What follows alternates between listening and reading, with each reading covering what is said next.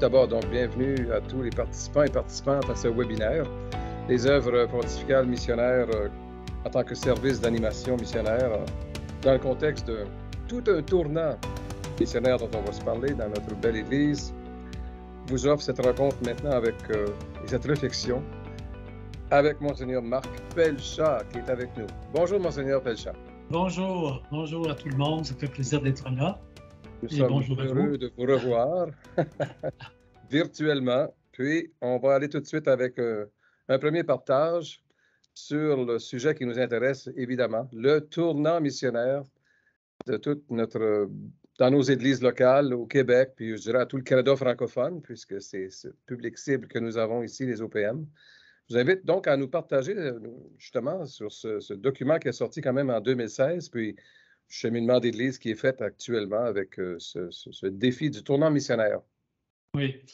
Oui, effectivement, ça fait maintenant aujourd'hui un peu plus de 7 ans que l'Assemblée des évêques du Québec, par son conseil communauté ministère, dont je ne faisais pas partie d'ailleurs, a publié ce document à la suite d'une longue réflexion, d'une longue recherche, de consultation des églises locales. Donc, ce texte de réflexion et d'orientation sur le tournant missionnaire des communautés chrétiennes, hein, c'est janvier 2016, et avec en sous-titre Devenir, puisque tout ça est en devenir encore, devenir une Église en sortie à la suite de la joie de l'Évangile, donc l'exhortation apostolique du pape François qui avait été publiée pendant cette réflexion avant la publication. Ça fait déjà plusieurs années qu'au Canada, en particulier au Canada français, on se rend compte, on prend conscience, une nouvelle conscience missionnaire, que nous avons été une Église missionnaire, et ça, on l'avait un peu oublié. Nous-mêmes, nous sommes nés de personnes qui ont été envoyées ici, sur cette terre, habitée déjà, mais qui était aussi en partie inhabitée, en friche.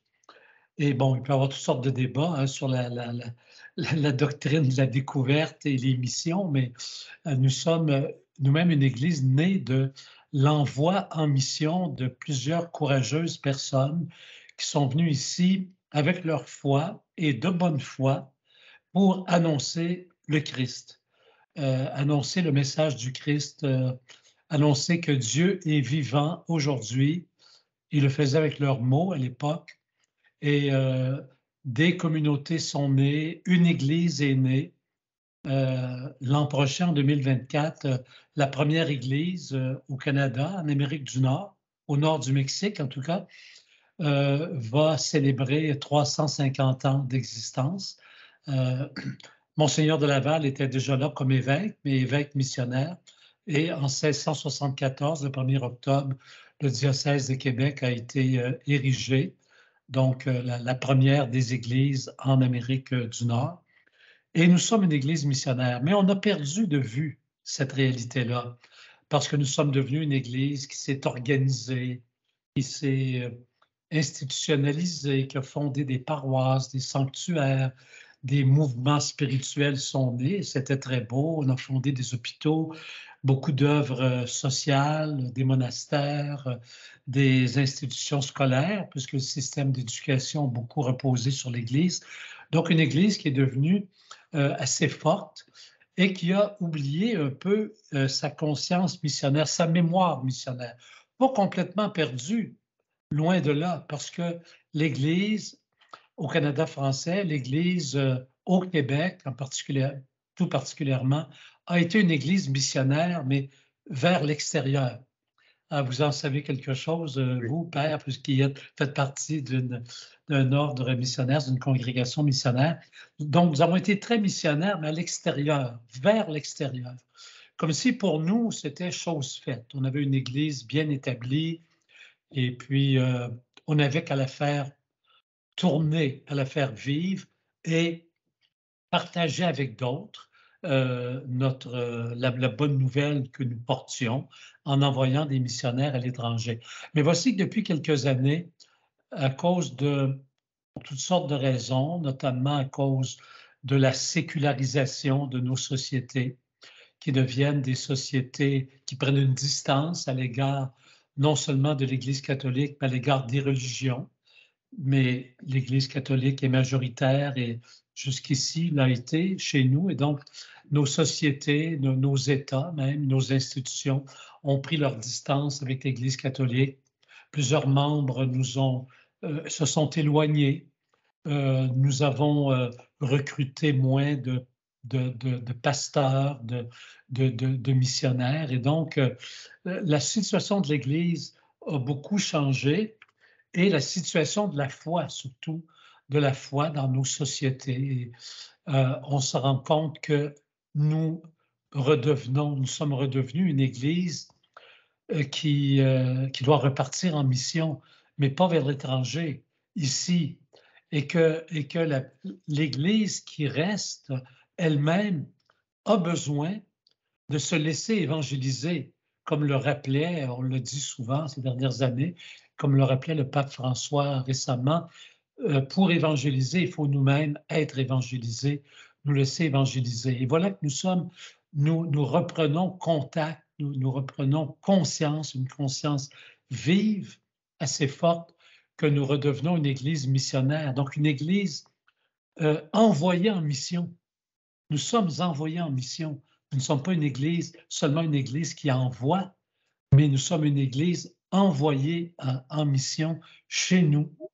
Et ça peut changer beaucoup de choses. Et c'est ce que le document de 2016 de l'Assemblée des évêques du Québec, le tournant missionnaire des communautés chrétiennes, voulait nous dire et voulait nous donner comme mouvement, parce que c'est vraiment un mouvement.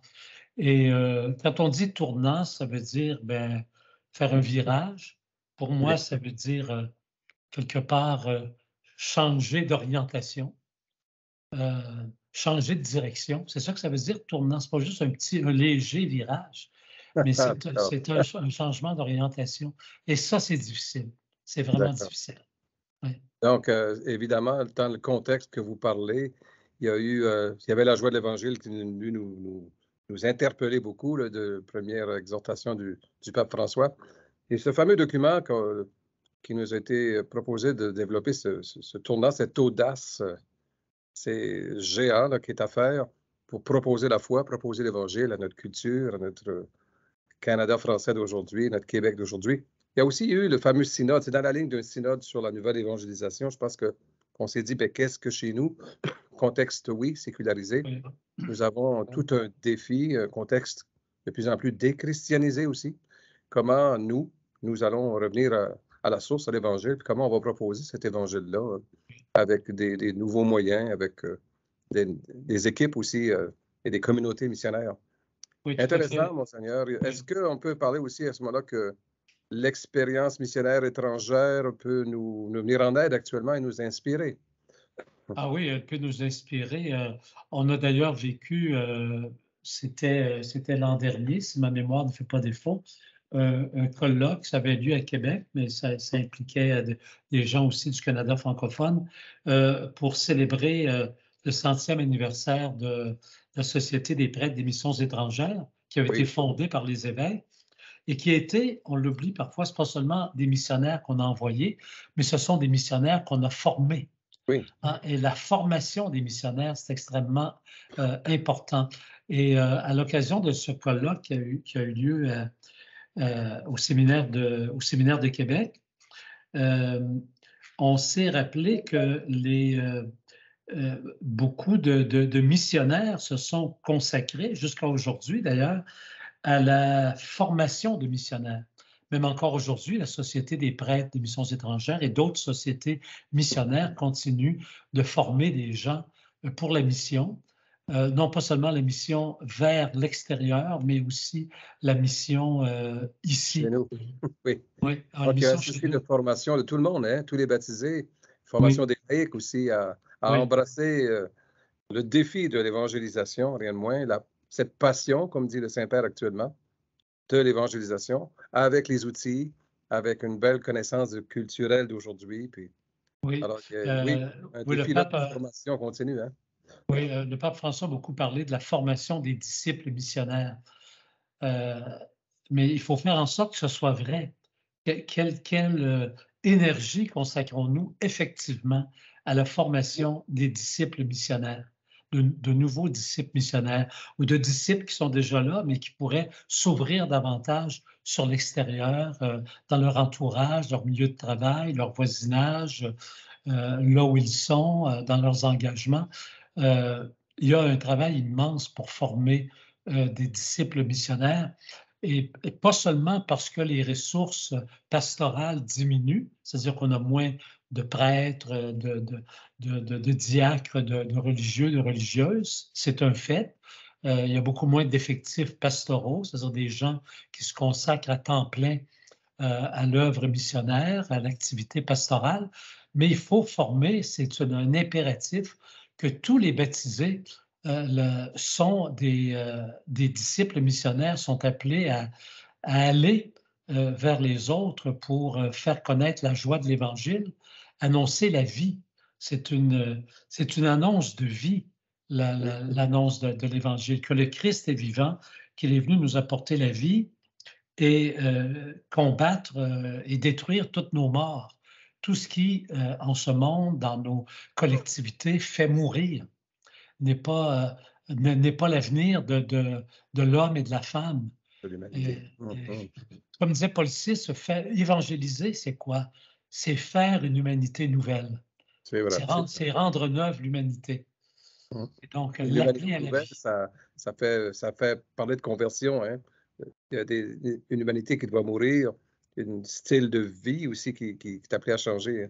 On est en plein carême, on peut parler donc, bien sûr, spécifiquement maintenant de la conversion missionnaire dont nous exhorte le Saint-Père, bien sûr, dans la joie de l'Évangile. Ça touche les structures de l'Église, ça touche nos communautés chrétiennes aussi. Donc, voulez-vous en parler un peu de cette fameuse conversion missionnaire qui se vit actuellement? Oui, la conversion missionnaire, c'est le tournant dont on parlait. Donc, changer de direction, changer d'orientation, c'est pas seulement un petit ajustement. Et c'est ça qui fait peur présentement, c'est ça qui nous effraie un peu. C'est vraiment un changement de direction dans nos pratiques, dans nos structures, dans nos activités, dans nos attitudes, nos façons d'être et nos structures, bien sûr, nos institutions, nos structures pastorales. La conversion missionnaire va jusque-là. On utilise beaucoup les mots, hein, et on a usé beaucoup de mots dans l'Église depuis quelques décennies, en la co-responsabilité, la nouvelle évangélisation. Maintenant, c'est la mission. Il y en a la synodalité. On est en train d'user le mot synodalité. On va encore en parler un bon moment, puis c'est très beau. Mais en même temps, il faut réaliser que nous devons passer à l'action. Et c'est d'abord une conversion de nos mentalités et d'abandonner nos peurs, de demander au Seigneur. C'est d'abord une conversion spirituelle, demander au Seigneur d'être délivré de nos peurs. Parce que ça veut dire faire des choix. Changer de direction, ça veut dire faire des choix, prendre des décisions. Et il ne s'agit pas de laisser tomber les gens qui sont là, mais il nous faut faire des choix dans nos pratiques, des choix de manière de faire. Ça veut pas dire qu'il faut laisser tomber nos pratiques, nos activités pastorales, nos initiatives, mais il faut changer de mentalité en les faisant. Pour faire des gens qui sont proches de nous, des disciples missionnaires, et pour avoir des initiatives nouvelles qui nous permettent d'aller vers les autres, de nous mettre à l'écoute d'autres personnes. Et c'est pas tellement il ne faut pas se placer seulement dans la position de personnes qui ont quelque chose à apporter aux autres, mais qu'on a quelque chose à recevoir des autres. Et que la mission, et les missionnaires nous apprennent ça, que la position de la personne qui part en mission, c'est d'abord une personne qui se met à l'écoute, qui va apprendre une langue étrangère. D'ailleurs, ça va souvent commencer par ça, qui va apprendre des coutumes différentes, de nouvelles habitudes et de nouvelles pratiques différentes de celles qu'elle a connues. Et c'est ça que nous avons à faire. Hein? C'est ça que nous avons à faire. Et faire des choix, ça veut peut-être dire aussi abandonner tranquillement, sans heurter, sans blesser personne, mais abandonner certaines pratiques pour les convertir, pour changer les manières de faire et pour libérer du temps.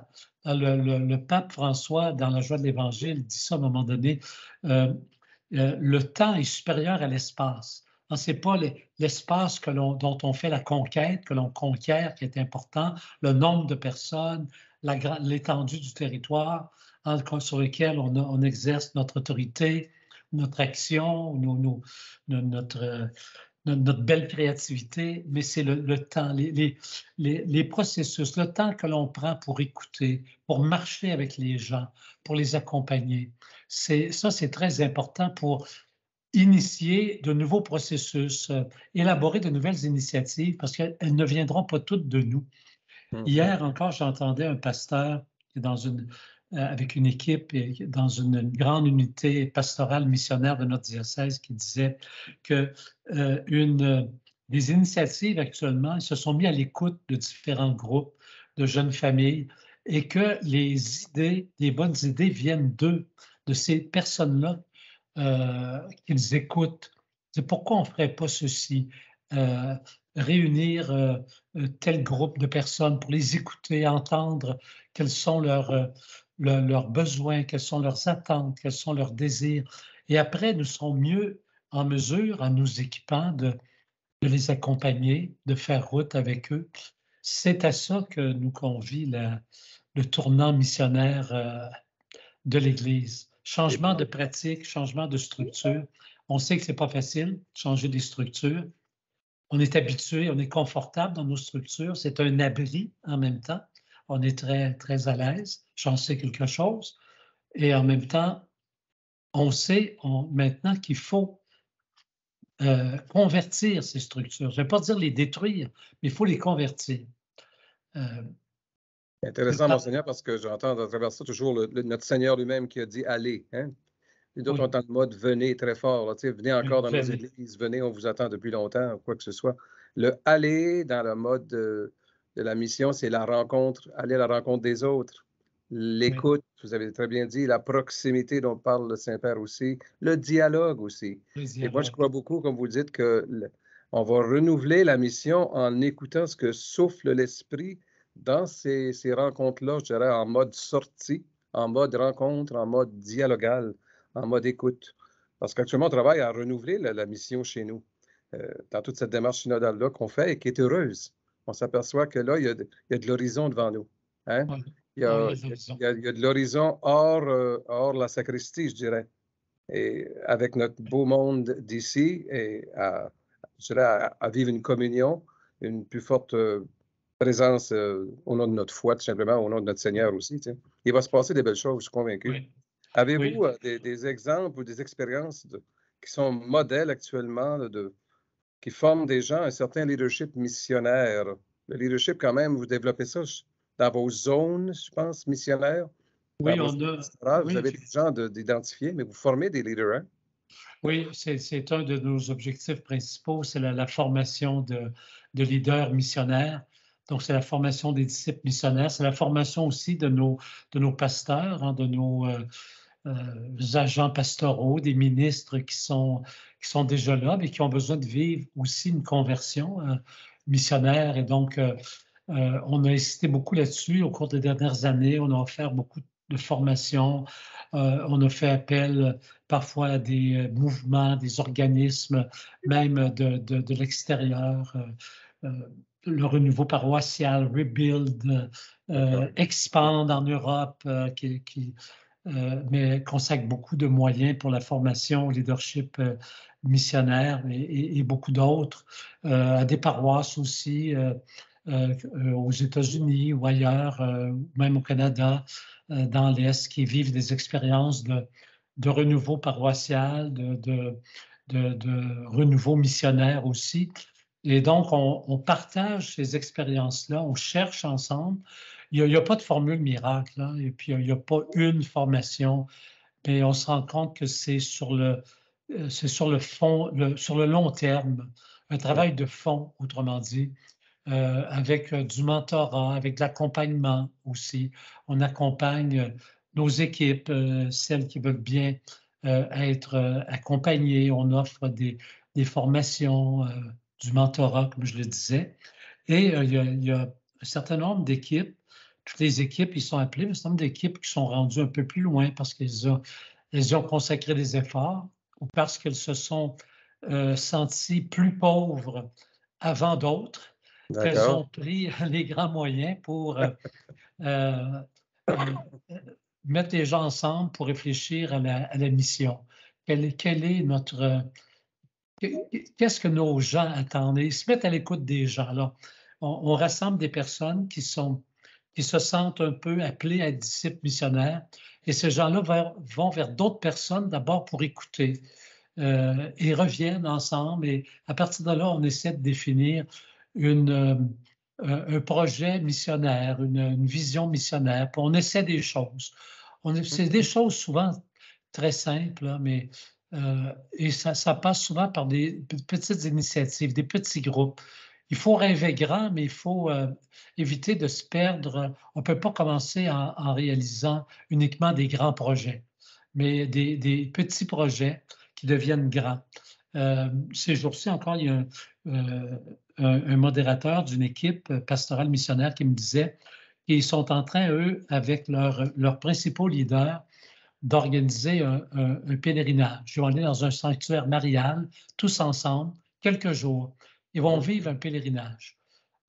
Donc, une marche dans la foi, un ressourcement, pour être capable ensuite d'être mieux outillés pour aller vers les autres, vivre une conversion spirituelle et puis et en même temps refaire leur force, puiser de l'énergie pour aller vers les autres pour écouter et proposer peut-être des initiatives de rencontres, de groupes, d'écoute, de groupes peut-être de partage de la parole. Nous, dans notre Église diocésaine, ça passe beaucoup, entre autres, par les groupes de partage de la parole. Oui, qu'on appelle les maisonnées ou d'autres formes. Ce n'est pas le nom qui est important, mais des petits groupes de personnes qui se réunissent dans les maisons, souvent dans un lieu, pour partager la parole. Et parfois, ça va déboucher sur d'autres initiatives, des cellules d'évangélisation aussi. Nos communautés vont être revitalisées. On a des communautés des structures, disons, paroissiales. Si on prend, parce que c'est celles-là qui englobent, à part les mouvements qui englobent, on a d'autres formes de communautés, mais on a les grandes unités paroissiales. Elles sont très grandes. Il faut repartir de plus petites communautés, de petits groupes. Et de chercher pour les pasteurs, c'est un grand défi parce qu'ils ont des très grands territoires. C'est le temps qui est important. Donc, du temps, on en manque. Il faut libérer du temps. Moi, je répète ça depuis plusieurs années. Des confrères, libérer du temps. Et pour libérer du temps, il faut faire des choix. Il faut prendre des décisions, des priorités. Et puis dégager du temps. Il y a peut-être des choses que d'autres peuvent faire, qui sont importantes, mais secondaires, que d'autres que nous peuvent faire. Et nous, qu'on puisse consacrer du temps à la rencontre des personnes et à la formation. Parce que nous, on est équipés aussi pour faire de la formation. Parce que nous-mêmes, on a été formés. Moi, vous, on a été formés. Donc, on est mieux équipés pour accompagner d'autres personnes et faire de la formation. Puis, tranquillement, il y en aura d'autres que nous aussi qui seront mieux équipés pour former des disciples missionnaires. Et pour ça, il faut libérer du temps. Il faut aussi, en libérant du temps, assurer une présence de qualité. Nous, ici, on a des unités missionnaires qui comptent 22 communautés locales, 22 anciennes paroisses, 28, 29. C'est énorme. Et quand on parle d'assurer une proximité, d'être à l'écoute des gens, ben, ça va d'une manière différente qu'autrefois, puisque je n'habite pas dans le village, je ne couche pas là, dans le petit village. J'y passe une fois de temps en temps, mais quand j'y passe, est-ce que je m'organise pour assurer une présence de qualité? Au-delà du sacrement qui est offert. Au-delà du sacrement qui est offert, puis on remonte dans la voiture tout de suite après. Alors, on est arrivé peut-être seulement 10 minutes avant, ou pire encore. Alors, et ça va signifier que certaines communautés n'auront pas l'Eucharistie peut-être, et c'est déjà le cas, là, tous les dimanches, mais que les ministres, et même les ministres laïcs qui vont assurer des célébrations de la parole, des partages de la parole aussi, vont pouvoir passer plus de temps que la petite heure ou le petit 3/4 d'heure que le prêtre Souvent. puisse passer une journée, 2 jours. Moi, Mhm. c'est ce que je recommandais à plusieurs équipes. Essayez d'aménager vos horaires pour avoir du temps de qualité avec les gens vers qui vous allez. C'est bon. Mm. Je vous écoute, puis je retiens, vous avez échappé 3 petits mots tantôt de savoir mettre des gens ensemble. Ça, c'est beaucoup parce que j'entends derrière ces petits mots tout simples le nouveau paradigme, je dirais, de la mission que nous propose le pape François, c'est mettre les gens de toute confessionnalité ou même sans confessionnalité, tout ça, on met des gens ensemble. Et c'est Oui, l'humanité qu'on remet, qu'on ressoude ensemble pour voir nos besoins collectifs, communautaires, individuels et tout, puis voir en même temps là-dedans cette soif de lumière, de paix, de vérité, de justice, tout ça. oui, C'est large, hein? oui. Et j'entendais aussi à ce moment-là, ces groupes-là, groupes de partage ou autres groupes on va mettre ensemble, ben, pour moi, j'entendais un autre mot que vous avez dit, ça revitalise la communauté. Puis moi, je trouve qu'on peut aussi dire, c'est ça qui va revitaliser la mission. Parce que dans le Oui, fond, ce qui est prioritaire, l'Église, elle est de nature missionnaire. C'est oui, ce qu'on revitalise, c'est ce qu'on renouvelle actuellement par ce tournant missionnaire, oui. n'est-ce pas? Oui. L'Église est mission. Son Hum, maître est d'abord missionnaire. L'Église ne travaille pas pour elle-même. Le but, c'est pas de construire l'Église. Le but, c'est d'annoncer le Christ et le salut, la porte au monde. Le salut qui apporte au monde, c'est la vie de Dieu, c'est l'amour, c'est la justice. Ça, c'est la vie. Et la vie Et, nouvelle, hein? La vie nouvelle qu'il et nous apporte c'est la pour vie une nouvelle qui humanité nous nouvelle, apporte. je veux dire. Exactement. Et donc, l'Église est mission. Et la mission, c'est pas de construire l'Église. L'Église, c'est un moyen. Hein, c'est une étape vers le royaume. On dit parfois les sacrements du royaume que le Christ est venu annoncer et implanter. Et les sacrements du royaume, elle est le moyen de la mission. Elle n'est pas le but de la mission. Et la mission et les mouvements. Hein, il y a plusieurs auteurs qui ont écrit là-dessus. L'Église a 3 dimensions. L'Église, c'est d'abord un mouvement. Elle a été d'abord un mouvement. J'ai déjà lu chez un auteur, c'est une expression un peu compliquée, mais c'est très simple à comprendre. L'Église, c'est d'abord le mouvement christo-apostolique. C'est un mouvement lancé par le Christ et que les apôtres christo-apostoliques, que les apôtres ont poursuivi et développé. Parce que le Christ n'a pas tout mis en place, ce qu'on connaît de l'Église. C'était mis en place et développé par les apôtres et leurs successeurs. Ensuite, dans la lumière de la résurrection et de la foi que l'Esprit Saint, l'Esprit du ressuscité, guidait son Église. Donc, l'Église est d'abord mouvement. La mission est d'abord mouvement. Le but, ce n'est pas d'installer une institution qui va rester figée. Alors, en fait, on y est arrivé, on l'a eu, l'Église est là, ça y est, c'est fait. Non, l'Église est mouvement. Elle est toujours en mouvement. C'est ce qu'on avait peut-être un peu oublié. C'est un mouvement. Et ce mouvement-là, bien sûr, a besoin de se poser, d'avoir des relais. Et c'est pour ça que des communautés sont nées de ce mouvement. Des gens ont été convoqués, se sont rassemblés, ont besoin aussi pour rester en mouvement, ont besoin de se ressourcer, de célébrer ensemble, de partager la parole, d'approfondir les enseignements du Christ. Donc, le mouvement devient communauté. Et ensuite, les communautés, eh bien, elles veulent durer dans le temps. Elles veulent éviter aussi les déviations, hein, de prendre le fossé.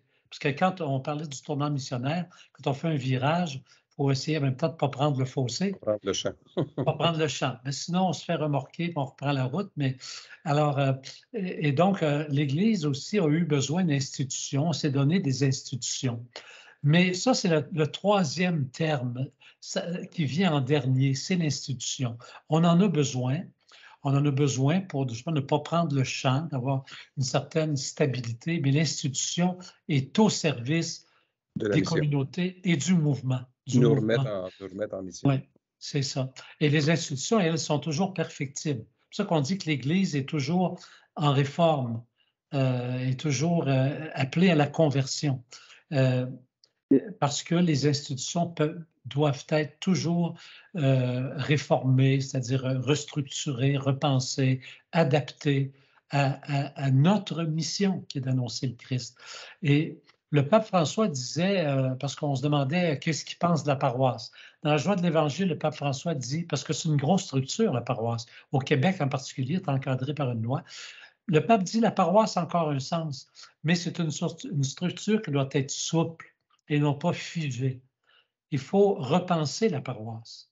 On dit, moi, à un moment donné, j'avais organisé un colloque, un de mes derniers d'ailleurs comme professeur à l'Université Laval, refonder la paroisse. Il faut refonder la paroisse. Les institutions ne sont pas figées. Et comment la paroisse, et c'est pas facile parce qu'on est encombré dans nos structures, mais comme un lieu de présence de l'Église et une base pour la mission. Pour partir en mission, on a besoin de partir de quelque part. On a besoin de partir d'une base. Et moi, je vois l'institution paroissiale, la structure paroissiale, comme une base missionnaire, une base de départ et une rampe de lancement. Un lieu d'accueil aussi, parce qu'elle rassemble. Il y a des communautés qui s'y rassemblent, mais c'est une base aussi pour la mission, une base missionnaire. Et donc, que tout dans nos pratiques paroissiales, nos offres, nos services paroissiaux devraient être pensés en fonction d'une vision missionnaire, qu'on est en mission quand on fait cela.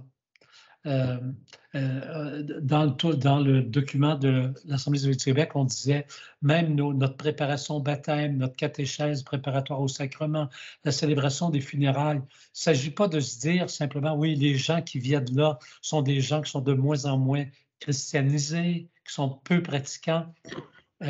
Et donc, par le fait même, ça devient missionnaire parce qu'ils sont là, parce qu'ils sont venus à nous. Non, il faut repenser notre façon d'interagir avec eux, de les accueillir, de leur parler, et de leur parler à ce moment-là, de les écouter aussi. Et qu'est-ce qu'on fait après avec eux? Est-ce qu'on a quelque chose à leur proposer après, à partir de notre base missionnaire, par la suite? Est-ce qu'on a des moyens et le goût et la motivation pour les reprendre contact avec eux? On a célébré le baptême il y a 3 mois, il y a 6 mois.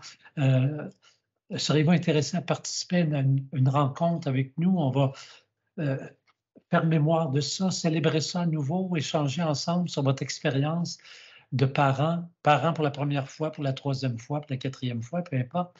Je pense qu'il faut repenser tout, pas seulement créer une activité missionnaire ou un secteur missionnaire, mais que toute notre activité pastorale soit dans cette perspective de la mission, tournée vers l'accueil, l'écoute, l'accompagnement et finalement la proposition.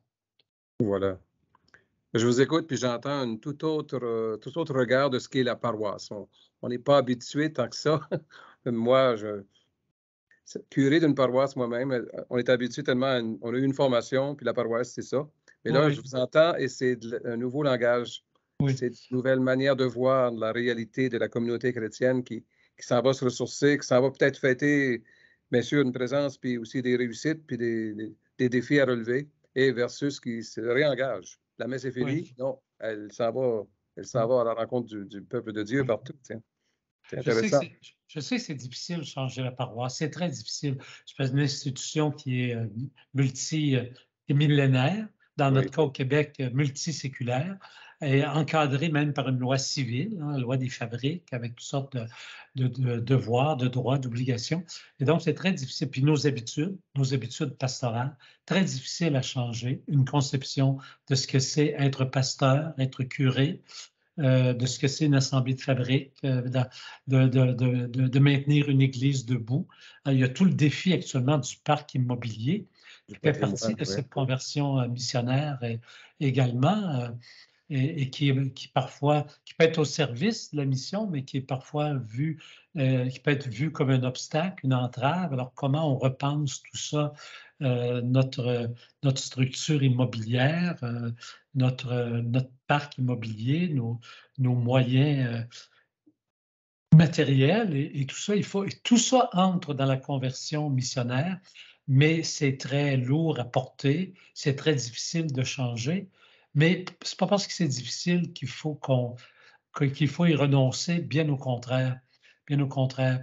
Et même, on doit saisir l'occasion. On ne fait pas le tournant missionnaire, on n'adopte pas une nouvelle conscience missionnaire, nouvelle pour nous, là, ça a toujours été présent dans l'Église.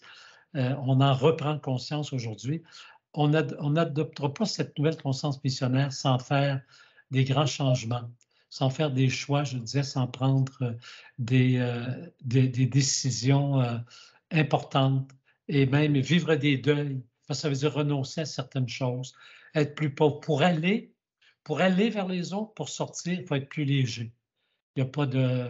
Faut pas avoir trop de bagages. Alors, il faut être plus léger. C'est ce que le Christ avait dit dans un de ses envois missionnaires à ses 72 disciples. Hein. Prenez seulement un bâton, là, comme Monseigneur de Laval. Je ne sais pas si vous la voyez, j'ai une sculpture de Monseigneur de Laval ici avec son bâton. Partez avec votre bâton, puis pas trop de bagages. Et donc, actuellement, ça exige de nous beaucoup de deuil pour repartir avec cette conscience missionnaire. Et, tous les diocèses ont ce défi-là. Ouais. Je vous écoute, puis ce que je retiens aussi, c'est que ça nous amène à penser tellement autrement. Oui, c'est le défi du tournant missionnaire, penser tout autrement, avec une inspiration évangélique quand même qui va nous guider, l'esprit qui va nous guider là-dedans. Tout un travail fermement fait d'une église à l'autre actuellement. Là. Oui, l'inspiration évangélique est première. On l'oublie souvent. Par exemple, nous, puis d'autres diocèses aussi l'ont fait en même temps que nous, avant nous, ou en même temps ou après, peu importe. Je pense aux diocèses voisins, dans ma province ecclésiastique, la Pocatière, Trois-Rivières et d'autres, chez Chicoutimi maintenant, avec des regroupements de paroisses, la création de grandes unités paroissiales, pastorales, missionnaires.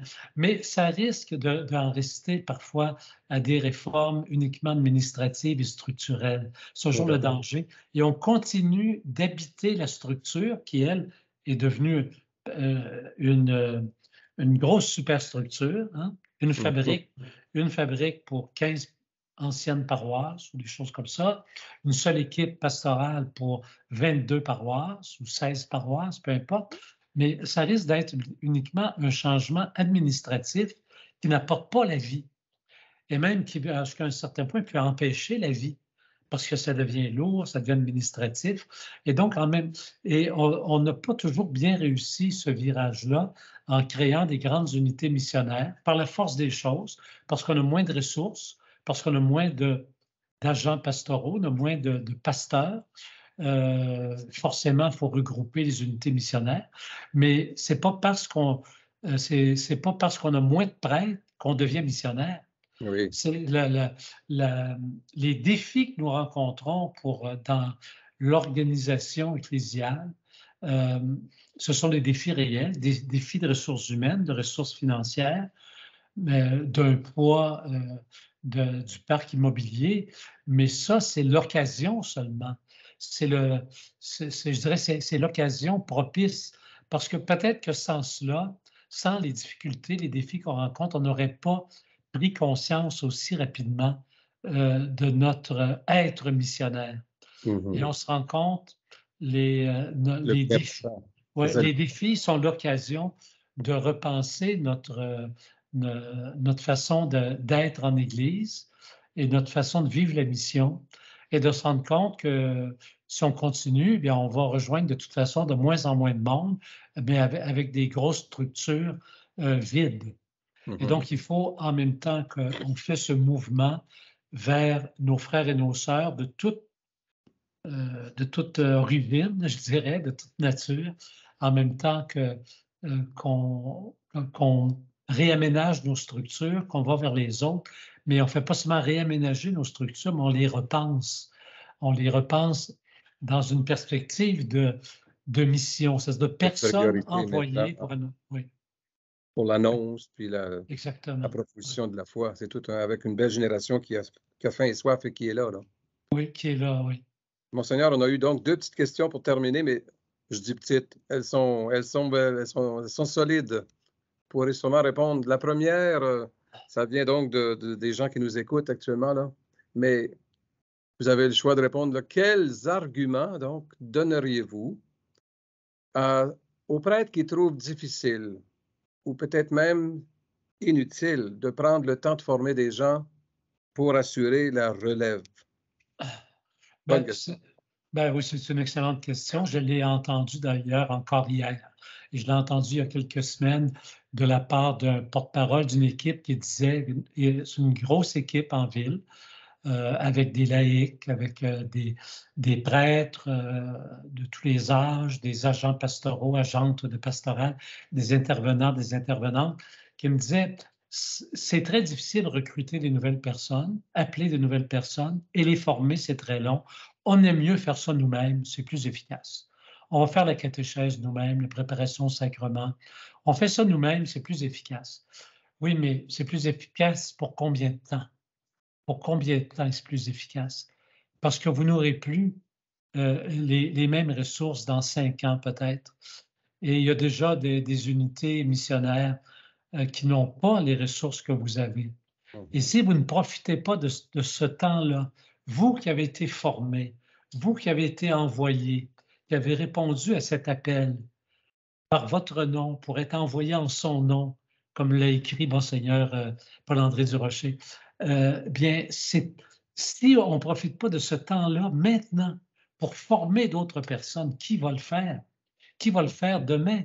On a de moins en moins de centres de formation de toute façon. On n'a presque plus de facultés de théologie, de sciences religieuses au Québec. Qui va faire cette formation? C'est vous qui êtes là. C'est vous les formateurs, les accompagnateurs. Maintenant, on le sait qu'à la relève, c'est difficile d'aller chercher des gens, mais il faut y mettre du temps. Il faut y mettre du temps. C'est pas seulement en faisant un appel dans un journal, sur le site Internet. Oui, ça peut peut-être rejoindre certaines personnes. Il faut appeler par leur nom des personnes. Interpellé, hein? Interpeller, puis ensuite les accompagner, les écouter aussi dans leurs besoins. Ce n'est pas seulement de la main-d'œuvre à bon marché, ce sont des frères et des sœurs Ouais.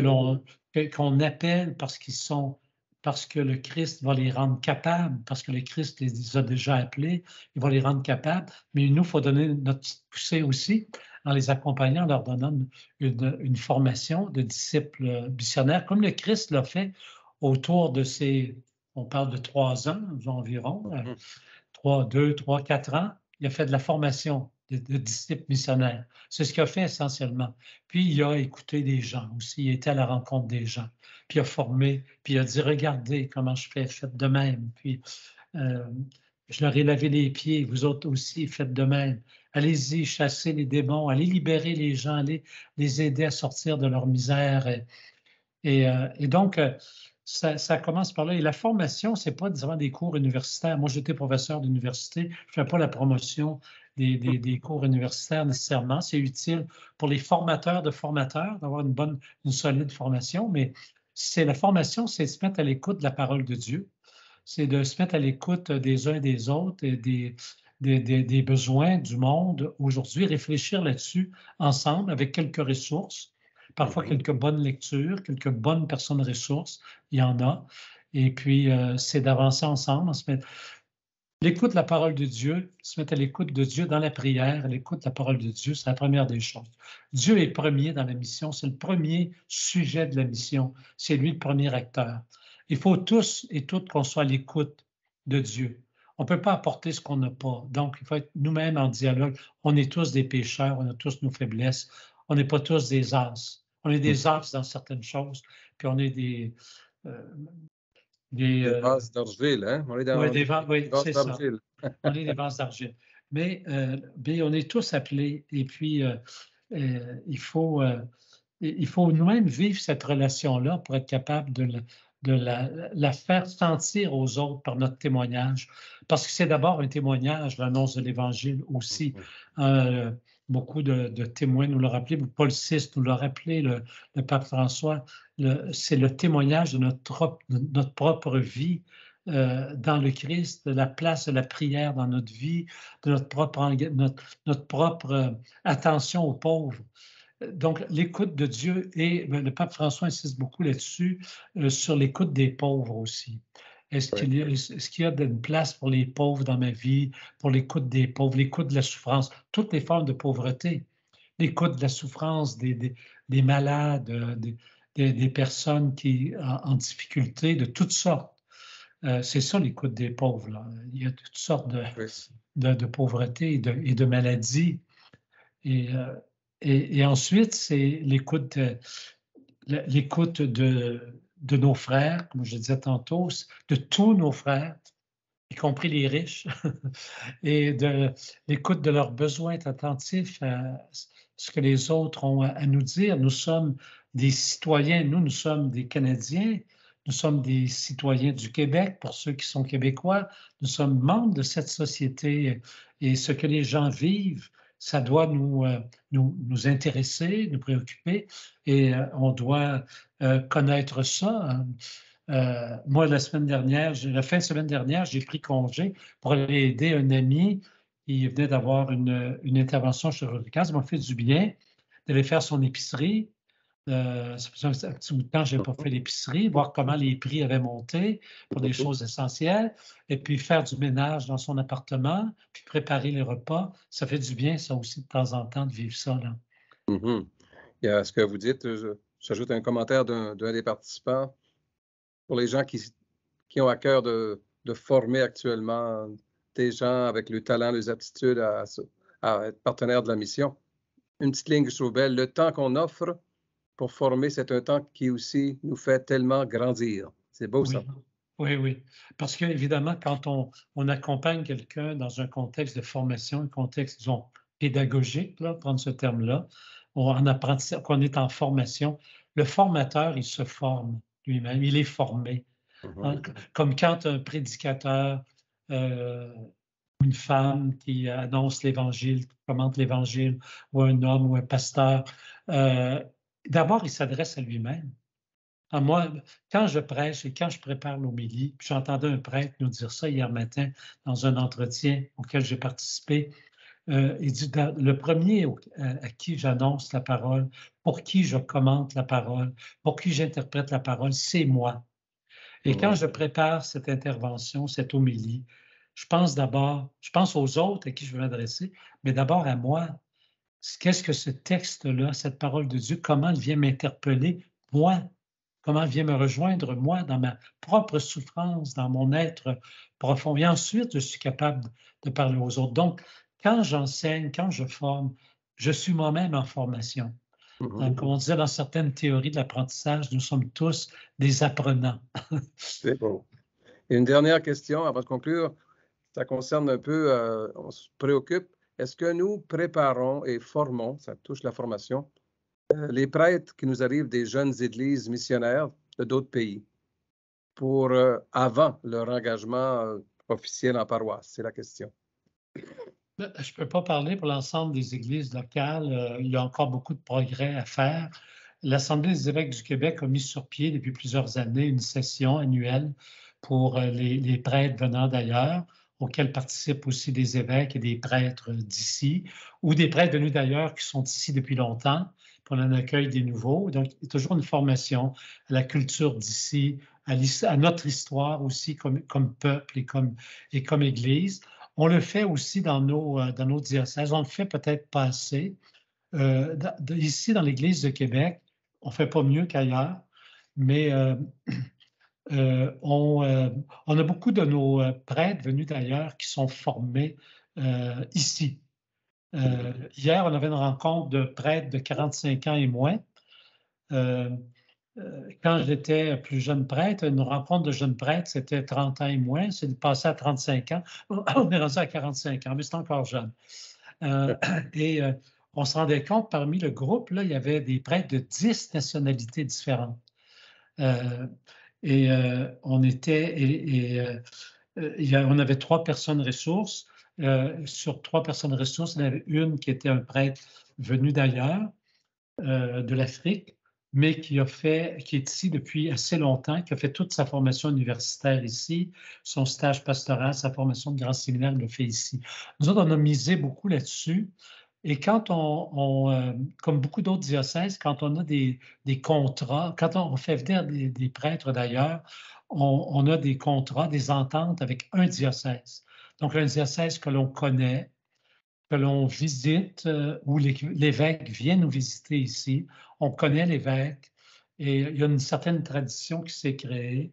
Ensuite, ce prêtre-là, on essaie de l'accompagner du mieux qu'on peut, mais parfois, c'est sûr qu'on pourrait faire davantage pour mieux accompagner ceux qui arrivent, surtout ceux qui n'ont pas eu leur formation ici. Ils sont de plus en plus nombreux, les confrères qui arrivent d'ailleurs, qui ont eu leur formation ailleurs, qui sont surpris aussi de voir l'Église qu'ils trouvent au Québec. Souvent, ce n'est pas du tout l'Église qu'ils ont connue. Hein. Il y en a un prêtre plus jeune qui nous disait hier, moi, lui, il est d'une communauté missionnaire, cependant, mais il est d'un pays étranger. Il dit, moi, le rassemblement dominical, parfois, il y avait 10 000 personnes. Maintenant, il connaît des rassemblements avec 15 personnes ou 22 personnes, des rassemblements dominicaux. Un choc. Oui, c'est un choc. Mais maintenant, il est ici depuis quelques années, il est très heureux. Puis il dit, ce qui compte, c'est bien sûr, c'est d'aimer les gens, comme les Christ les aime. C'est ça qui compte. Et de passer du temps. Et il a rappelé une phrase que je lui avais dite, passer du temps de qualité avec les gens. Il dit, j'essaie de passer du temps de qualité. Et des fois, aider les gens à repeinturer une galerie ou à faire une petite, lors d'une journée de congé, peut-être aller vivre quelque chose avec les gens. Oui. Les aider, vivre un bon moment avec eux, prendre un repas avec la famille, etc. Bon. C'est sûr, ça, il faut prêter beaucoup d'attention parce que je pense qu'on va avoir de plus en plus de prêtres venus d'ailleurs dans nos églises. Et donc, il faut eux autres aussi les accompagner parce que c'est parfois un choc. C'est un choc pour eux. Puis quand on vit un choc, on se trouve plongé dans une réalité qu'on ne connaissait pas, on peut avoir des réactions qui ne sont pas appropriées. On l'a tous vécu. Moi-même, quand j'ai été envoyé en paroisse après mon ordination, j'avais fait un stage pastoral, mais je ne l'avais pas fait en paroisse, je l'avais fait en milieu éducatif, en milieu scolaire. Je vivais dans un presbytère, donc j'avais un regard sur la vie de la paroisse, mais j'avais été à l'école, au cégep et à l'école secondaire. Et donc, quand je suis arrivé en paroisse, je savais à peu près rien. Et il a fallu que, entre autres, le curé, c'était encore le système curé-vicaire, il n'y avait pas d'agent de pastoral, et les gens aussi m'ont appris à être un pasteur. Les gens venaient me voir après la messe et disaient « Telle chose, monsieur l'abbé, vous ne pouvez pas dire ça. Ou telle chose, vous ne pouvez pas faire ça comme ça. Ou telle chose, vous devriez plutôt faire ça comme ça. Ou dire les choses autrement. » Et puis, ils m'ont appris comme ça à être pasteur. Et il faut apprendre les uns des autres. Et on a un défi comme Église au Québec, les différentes églises locales, à accompagner les prêtres venus d'ailleurs parce qu'ils vont être de plus en plus nombreux pour un certain temps, en attendant que l'on puisse, tout en accueillant des prêtres venus d'ailleurs, des missionnaires, qu'on puisse aussi ordonner les personnes dont nous avons besoin. Mais ça, c'est un autre débat. Oh, je comprends. Une dernière question intéressante. Vous avez mentionné que le tournant missionnaire nous amène à des initiatives, des projets missionnaires de toutes sortes. Alors, la question, c'est comment, et peut-être plus particulièrement, où trouver l'accompagnement, justement, pour des projets missionnaires en marche? Pour l'accompagnement, c'est sûr que nous, on essaie de faire en sorte que nos services diocésains, on est un diocèse plus riche que bien d'autres, même quand on est en cure d'amaigrissement présentement par la force des choses. Mais bon, on a quelques ressources humaines qui peuvent aider, accompagner l'élaboration de projets missionnaires. On a des personnes aussi, comme l'abbé Jean-Philippe Auger ici, qui s'est donné une formation lui-même, mais aussi avec d'autres pour la formation au leadership missionnaire, qui agit comme mentor aussi pour certaines équipes. Alors, c'est peut-être d'aller chercher des personnes qui ont une certaine expérience dans le développement, en tout cas de projets neufs, sinon même des missionnaires, des personnes qui ont été à l'œuvre en pays missionnaire. Nous, on a aussi plusieurs missionnaires qui sont à la retraite, certains qui nous rendent encore des services actifs, mais qui peuvent nous apporter un regard, nous aider à nous poser les bonnes questions, et tout ça. Et puis, il y a aussi, même parmi nos laïcs baptisés, il y a des personnes qui n'ont pas, ils ne sont pas, comment je dirais, ils ne sont pas, je vais dire un gros mot, là, je m'en excuse à l'avance, ils ne sont pas déformés par nos habitudes pastorales. Ils ont un regard neuf, autrement dit, sur l'Église. Ils peuvent nous proposer des choses qui ont peut-être besoin d'être ajustées, un petit peu corrigées. Ils peuvent nous proposer des choses. Tiens, c'est pas bête, ça. On pourrait essayer, c'est des nouveaux horizons. Ouais. On pourrait essayer ça. C'est pas seulement à nous d'avoir les bonnes idées. Ça ne repose pas seulement sur nous. Il faut se mettre à l'écoute d'autres expériences, d'autres églises diocésaines. Nous, ça nous a beaucoup aidé à Québec d'aller regarder des voisins plus petits en nombre puis en territoire, là.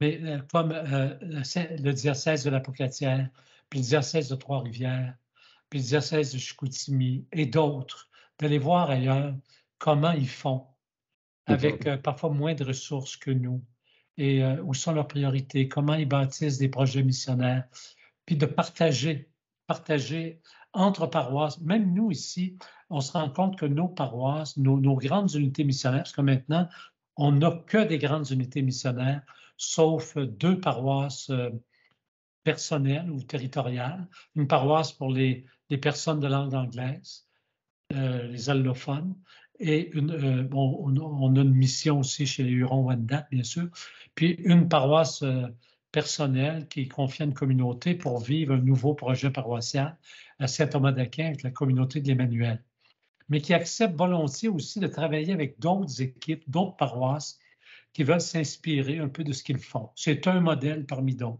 Mais il y a des paroisses qui vivent déjà des projets intéressants qui pourraient partager avec d'autres. Et on se rend compte qu'il n'y a pas assez d'occasions de rencontre entre des équipes pastorales, des équipes missionnaires qui auraient avantage à partager entre elles. Il y a cette semaine un curé qui me disait, moi j'aimerais ça, aller vivre une fin de semaine dans une autre unité missionnaire. On lui disait pour rire, mais tu n'as pas assez d'églises dans ton milieu? Il y en a seulement 28. Non, mais c'est ça, pour voir ailleurs comment on fait autrement, une autre. Mais en tout cas, il y a peut-être à chercher là, des moyens de partager des projets, des initiatives missionnaires. Nos expériences missionnaires nouvelles, oui, c'est ça. Oui. Des initiatives audacieuses et prometteuses. Mais merci beaucoup, Monseigneur Pelchat. C'est tout le temps que nous avons. Un gros merci de votre réflexion qui montre quand même la grandeur du défi ou des défis du tournant missionnaire. Et ça va beaucoup nous aider, je pense. On pourra revenir en allant consulter ce webinaire qui sera mis sur nos sites web de animissio.ca d'ici quelques jours. Oui. Alors, nous pourrons réécouter quand même la richesse du contenu. On a pris le temps de vous offrir, auditeurs et auditrices qui vous êtes joints de différents diocèses. Merci beaucoup. Bonne montée pascale. À vous, Monseigneur, et à tout le monde. Et puis surtout, ensemble poursuivons la mission et renouvelons-la chez nous. Merci. Merci. Bonne semaine sainte à tout le monde et bonne mission. Bonne marche ensemble. Au revoir. Merci beaucoup. Au revoir.